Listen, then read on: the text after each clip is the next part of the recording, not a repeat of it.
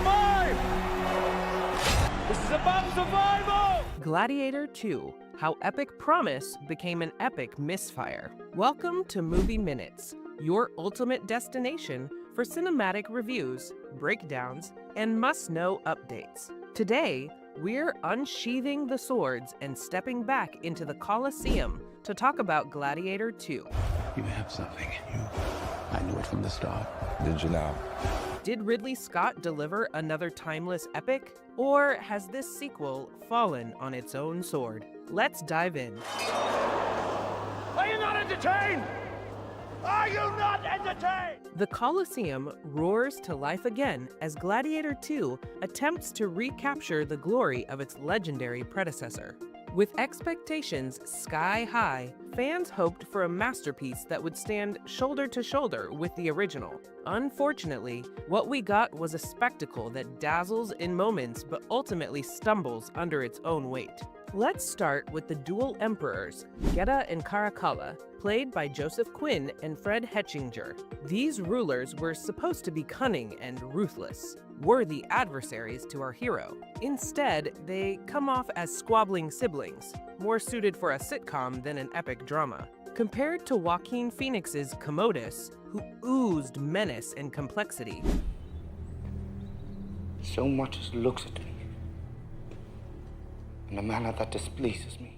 These emperors feel like a cruel joke, draining the film of its tension and gravitas. Paul Mescal shines as Lucius, torn between revenge and the shadow of his adoptive father, Maximus. His raw emotional depth is impressive, but even he can't save the film from missteps in casting. Denzel Washington as Macrinus? My nigga.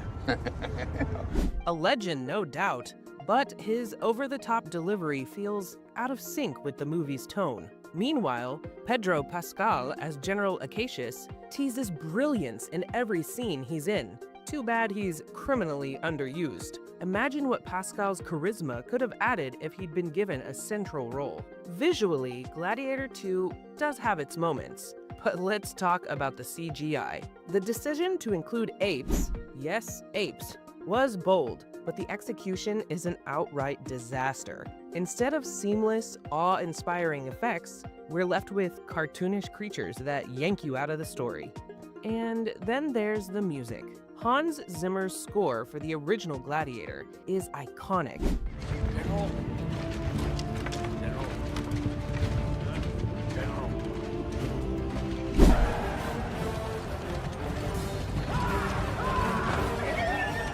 A masterpiece that elevated every scene. Without Zimmer, Harry Gregson Williams steps in, but his work, while competent, doesn't capture the same soul-stirring magic.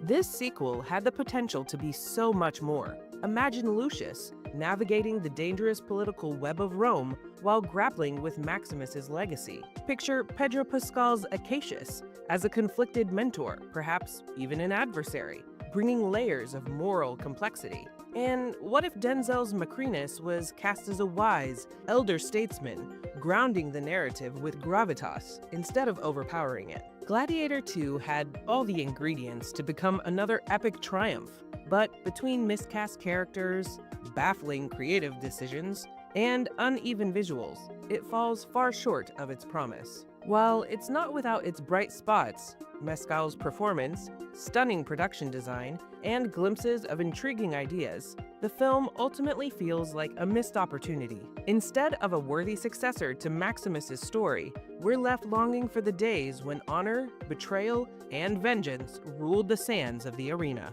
Stay tuned to Movie Minutes for more cinematic adventures, reviews, and behind-the-scenes scoops. And remember, sometimes the shadow of a classic is just too great to escape.